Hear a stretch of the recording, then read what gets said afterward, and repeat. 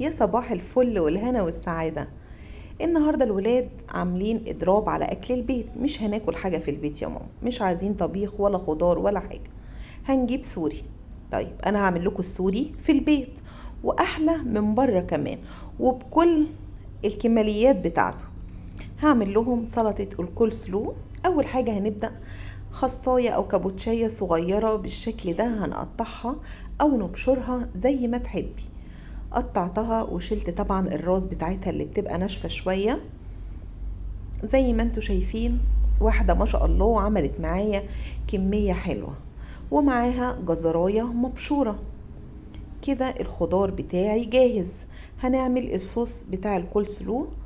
عبارة عن ايه بقى؟ عبارة عن 3 معالق كبار مايونيز،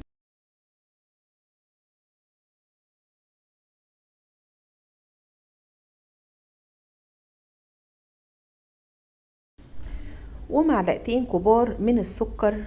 ده لو مفيش عسل، هو على فكرة نفس الطعم. انا ما عنديش عسل ابيض، حطيت معلقتين كبار سكر ومعلقتين كبار خل، رشة فلفل اسمر، رشة ملح، ومعلقة صغيرة من البصل البودر. حطيت بصل بودر عشان في ناس بتقطع بصل في الكابوتشا، بس انا ما حبيتش طعمه قوي فيها، فحطيت معلقة صغيرة بصل بودر وقلبت كويس جدا جدا، لان طبعا السكر حبيبات فلازم يدوب معايا، فاديتها تقليبة حلوة جدا. ومعايا طبعا كوباية لبن زي ما شفتوا متوسطة، مش هحطها كلها، هظبط بيها بس القوام بتاع الكول سلو. يعني حطيت نصها وقلبت، وحطيت شوية كمان لغاية ما حصلت على القوام المطلوب، اللي هو مش تقيل قوي ولا خفيف قوي. وبعد كده هضيف الخس او الكرنب والجزر. طبعا الجزر كميته قليلة بالنسبة للكابوتشا او للكرنب، يعني بيبقى تلت الكمية تقريبا. وقلبتها وسبتها في التلاجة. كل ما تسيبيها في التلاجة بتديكي طعم احلى، وبتشرب من الصوص بتاعها زي ما انتوا شايفين. انا سبتها حوالي ساعة لغاية ما جهزت باقي الاكل. حمرت بقى بطاطستين على 4 قطع بانيه كانوا عندي، اللي هو بانيه الشركات ده، ومخلله لفت قطعته بالشكل ده زي المطاعم السوري بالظبط. ودي التومية اللي انا عملتها معاكم على القناة قبل كده. قطعت البانيه بالشكل ده، وكل حاجة جاهزة ان اعمل لهم العيش السوري. العيش السوري انا جايبة كيس تقريبا ب50 جنيه، حطاه في الفريزر. كل ما يحبوا انهم ياكلوا سوري او تغيير، يعني بعمل لهم في البيت.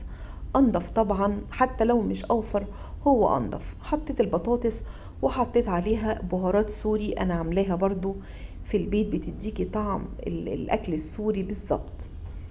حطيت الفراخ او البانيه بالشكل ده، والمخلل والبطاطس والبهارات، وفوقيها كاتشب، وتحت طبعا فرشت كده تومية ولفيت بالشكل ده. هعمل معاكم واحد تاني، مفيش اسرع طبعا ولا اسهل من كده.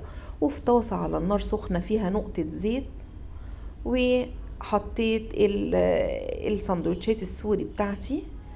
شوية هتاخد لون، هقلبها على الناحية التانية، والكل سلو خلاص جاهزة. العيش السوري قلبته في الطاسة على الناحية التانية بالشكل ده. مفيش أطعم ولا أحلى ولا ألذ من كده. أكل بره اعمله لهم في البيت بإيديكي. الساندوتشات طلعت كده بالبطاطس والبانيه. مفيش بانيه اعملي بطاطس بس، اعملي أي حاجة عندك، لو حتى والله بطاطس وعليها جبن زي الفل. خلاص كده، بس أنا حبيت أحط بقى التاتش بتاعي وعيشهم جو المطاعم. فالسوري ده حطيته لهم في ورق زبدة بالشكل ده، وعيشتهم في جو انهم طالبين الاكل من بره مش عامله لهم في البيت.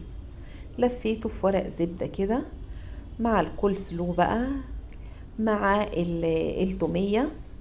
التومية طبعا روعة، لسه كنت عاملاها معاكم قبل كده. دي بصراحة ما بقطعهاش من عندي، هم بيحبوها جنب اي اكل، ولا في ابسط من طريقتها. في 5 دقايق هتعمليها مع الكاتشب بقى، مع المايونيز زي ما يحبوا. اعملي لهم في البيت الكلام ده، واوعي يقولوا لك نجيب اكل من بره، ما حدش ضامن اكل بره.